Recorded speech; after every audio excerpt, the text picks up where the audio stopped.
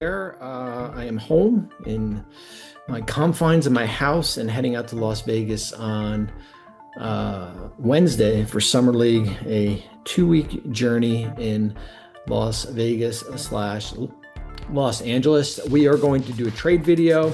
Certainly, it's been a busy last couple weeks here, and it culminated with the moratorium being lifted on Sunday, and as Shams reported, a 3-teamer.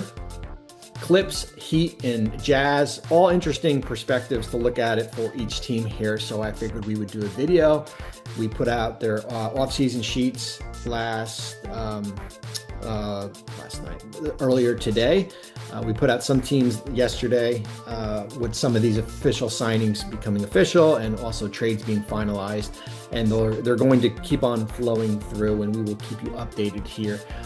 It's interesting from the perspective of Utah, who trade John Collins. He's on a $26.6 million contract, expiring contract. He's the last of the 3. Colin Sexton got traded to Charlotte. Jordan Clarkson got bought out of his contract. Certainly opening up the ability for their younger players when you look at whether it be Walker Kessler, whether you look at Taylor Hendricks, who's going to be back from this injury, Ace Bailey, Cody Williams, Bryce Sensabaugh. Your lineup certainly is a little bit of a mix of the youth, right? If you're looking at Collier, George, Kyle Anderson, who we'll talk about in a minute, Larry Markkinen, and then Walker Kessler. But there is a priority certainly to play the young players. Walter Clayton also, which is a guard, with this group here. The semantics of it is Utah will create a monster trade exception if this is how they structure it. It will be $26.6 million because remember, you can use your signing exceptions to acquire players. When you look at Kyle Anderson, we'll go into the non-taxable level exception, which is 14.1, and Kevin Love will go into the biannual exception, which is 5.1 also. The contracts for both players, I'll read real quick, pull it up for you. Kevin Love's in the last year of his contract, $4.2 million. Kyle Anderson has 2 years left, $9.2 million and $9.6. The second year is non-guaranteed. There's protection at the I think it's June 30th, but June 29th through June 30th protection. I put it on one of my my tweets and everything like that.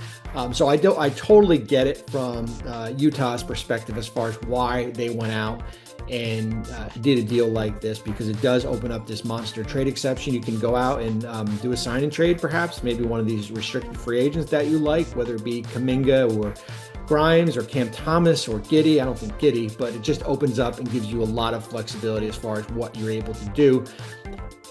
One note on them, they have $146 million in salary. The salary cap's 154. So you would think, wait a minute, they're under the cap. Well, they're not, because when you look at the exceptions count against the salary cap, whether it be your non-tax, whether it be your biannual, or whether it be your trade exceptions, those count against the salary cap.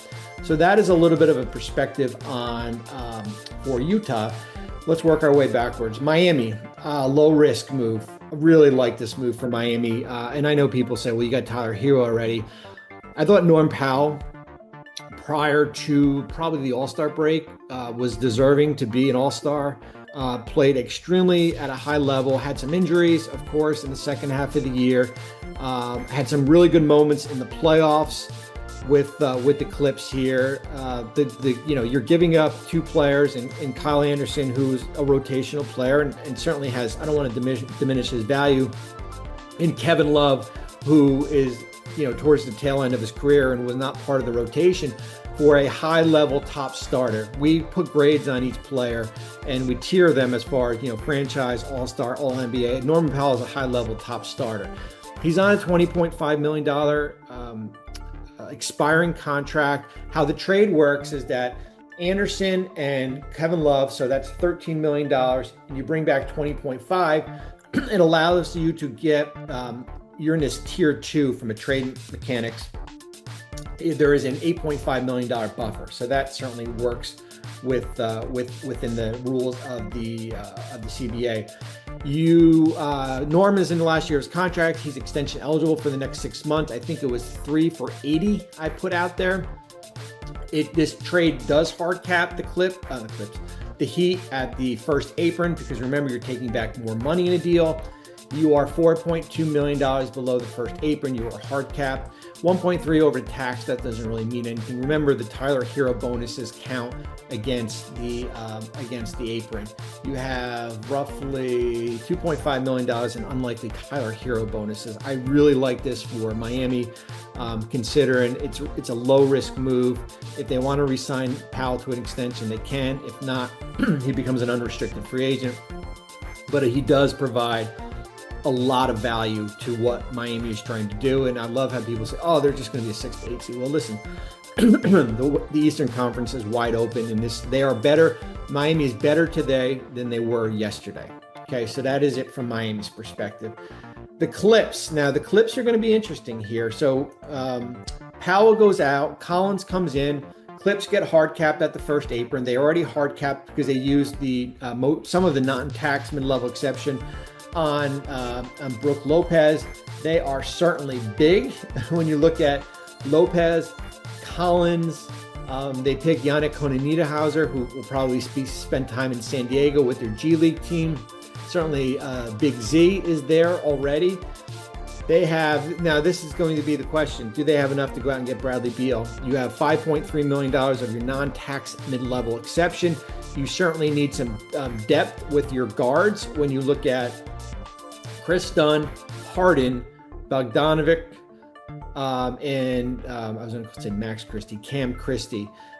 Certainly there's a priority for depth with, and Beal depends on, does Bradley Beal want to try to recoup some of this money that he might lose in Phoenix by doing the buyout, or is he willing to go play on a team that can maybe compete for a championship in the Western Conference? That's going to be the question for Bradley Beal, and we'll do a video if it eventually happens with a buyout in Phoenix, just kind of going through the ramifications here.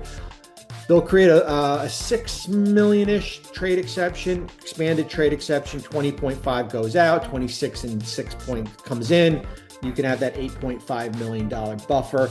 I really like it for the Clips too. I like the fact that basically kind of, if you have another move up your sleeve, the Norm Powell move makes sense, especially for a player that probably thought he was going to get an extension on the first day of free agency, and that did not come to fruition.